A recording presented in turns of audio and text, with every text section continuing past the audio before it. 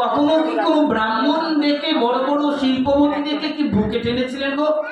এমন কোন কথা আমরা পেয়েছি চৈতন্য চরিতামৃতে, চৈতন্য ভাগবতে কোথাও পেয়েছি? কোথাও পাই নাই।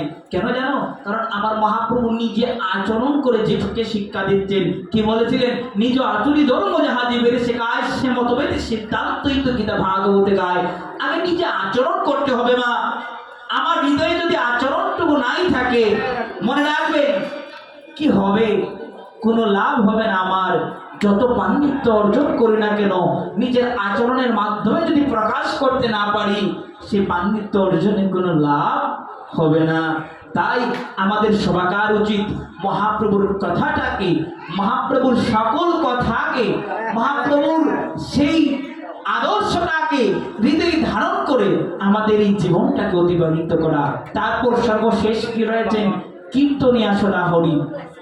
সদা হরি চিন্তন শুধু এক জায়গায় থাকতে হবে। দেখুন, যারা কীর্তনিয়া, আমাদের সবাকারই চিন্তা